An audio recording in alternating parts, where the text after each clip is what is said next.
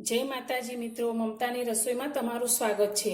આજે આપણે બનાવશું લીલા મરચાંનો લોટવાળો સંભાર, જે આપણને રોટલી સાથે શાકની પણ જરૂર ન પડે તેવો એકદમ સ્વાદિષ્ટ બને છે અને બનતા પણ ખૂબ જ ઓછો સમય લાગે છે। તો અત્યારે લીલા મરચાંનો સંભાર બનાવવા માટે મેં લીલા મરચાં લીધા છે, જેને સારી રીતે ધોઈ અને સાફ કરી લીધા છે। તો આ મરચાં 150 ગ્રામ જેટલા છે। તો આ મરચાંમાંથી આપણે 4 થી 5 વ્યક્તિને સર્વ કરી શકીએ તેટલો સંભાર બનાવીશું। તો અત્યારે આપણે આ મરચાંને કટ કરવાના છે। તો તેના માટે આપણે તેના આગળનો આ ડીંટિયાનો ભાગને કટ કરી લઈશું અને આ રીતે તેને ગોળમાં કટ કરીશું। તો અત્યારે ખૂબ જ ઓછા તીખા હોય તેવા આપણે મરચાં લીધા છે। તો આ જ રીતે આપણે બધા જ મરચાંના ડીંટિયાના ભાગને કટ કરી અને તેને સમારી લઈશું।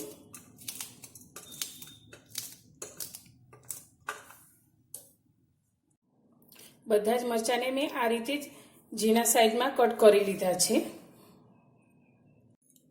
ગેસ પર આપણે એક પેનને ગરમ કરવા રાખ્યું છે। તો તેની અંદર 2 મોટી ચમચી જેટલું આપણે તેલ લઈશું। તેલને આપણે થોડું ગરમ થવા દઈશું। તેલ આપણું ગરમ થઈ જાય એટલે તરત આપણે એક નાની અડધી ચમચી જેટલી રાઈ એડ કરીશું। રાઈ આપણી ફૂટવા લાગી છે, તો આપણે અત્યારે એક નાની ચમચી જેટલી વરિયાળી લીધી છે તે એડ કરીશું। સાથે આપણે સફેદ તલ લીધા છે 1 ચમચી। હવે આપણે જે લીલા મરચાંની સમારીને રાખ્યા છે તે તેલની અંદર લઈ લઈશું।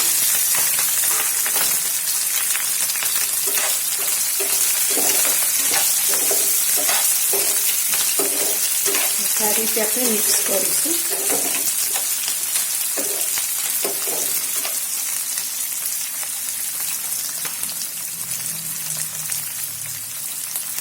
આપણે જેટલા મરચાં લીધા છે તેના સ્વાદ પ્રમાણેનું આપણે અડધી નાની ચમચી જેટલું મીઠું એડ કરીશું। ચપટી જેટલી આપણે હળદર એડ કરીશું। થોડું આપણે ધાણા જીરું એડ કરીશું। બધી જ વસ્તુને સારી રીતે મિક્સ કરવાની છે। અત્યારે આપણે ગેસની ફ્લેમને એકદમ સ્લો કરી દઈશું અને આને ઢાંકી અને આપણે 1 મિનિટ માટે તેને આ રીતે થવા દઈશું।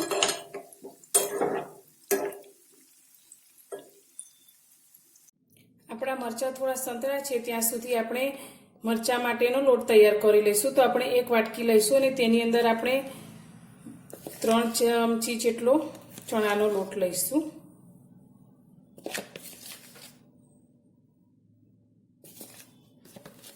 હવે આ લોટની અંદર આપણે લોટના ભાગનું મીઠું એડ કરીશું। સાથે આપણે ચપટી જેટલી હળદર એડ કરીશું। અડધી ચમચી જેટલું ધાણા જીરું લઈશું। મરચાં આપણે બહુ તીખા નથી લીધા એટલે થોડી તીખાશ આવે તેના માટે આપણે અડધી નાની ચમચી જેટલું લાલ મરચું લઈશું। મરચાં આપણા ખાવામાં એકદમ સ્વાદિષ્ટ બને તેના માટે અત્યારે મેં 1 ચમચી આખી ખાંડ લીધી છે તે અંદર એડ કરીશું। તમે ખાંડ ન લેતા હોય તો તેને સ્કીપ પણ કરી શકો છો। અને સાથે આપણે અડધા લીંબુનો રસ અંદર એડ કરીશું।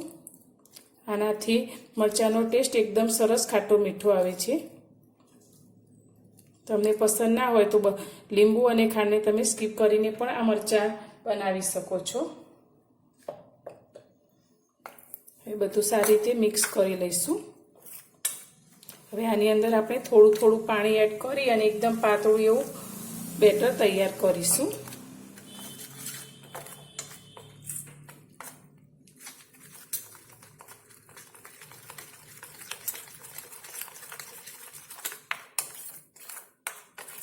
તો આટલું બેટર બનાવવા માટે આપણે અડધા ગ્લાસ જેટલા પાણીની જરૂર પડશે।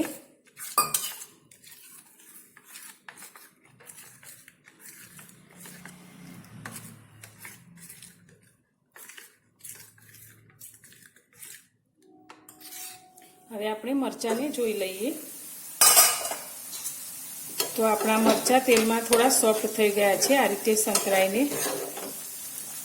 તો હવે આપણે જે ચણાના લોટની મસાલા સાથે મિક્સ કરી અને રાખ્યો છે તેને આપણે મરચાં સાથે મિક્સ કરીશું।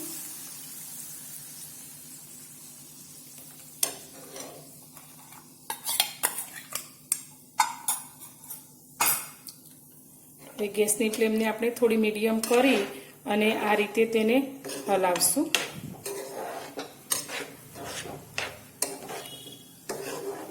તો આપણો આ ચણાનો લોટ થોડોક ઘટ થાય ત્યાં સુધી આપણે તેને આ રીતે હલાવતા મિક્સ કરવાનું છે. તો ગેસની ફ્લેમને આપણે સ્લો ટુ મીડિયમ રાખી અને આ રીતે મરચાંને મિક્સ કરતા જઈશું. તો ઘરમાં કશું જ શાક ના હોય ત્યારે આ રોટલી સાથે આ મરચાંને બનાવી શકો છો. તો ખાવામાં એટલા સ્વાદિષ્ટ એવા આપણા મરચાં બનીને તૈયાર થાય છે.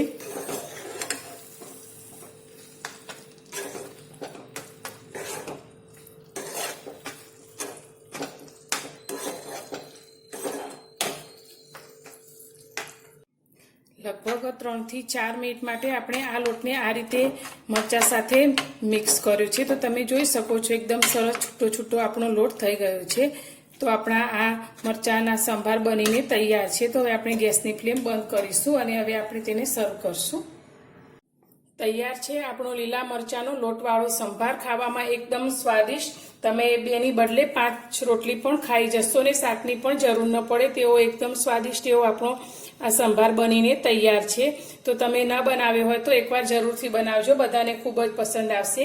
તો તમને મારી આ રેસીપી પસંદ આવી હોય તો વિડીયોને લાઈક જરૂરથી કરજો અને વધુમાં વધુ શેર કરજો. મારી ચેનલ પર નવા છો તો ચેનલને સબસ્ક્રાઈબ કરવાનું બિલકુલ ભૂલતા નહીં. તો ફરી મળીશું એક નવી જ રેસીપી સાથે નવા વિડીયોમાં.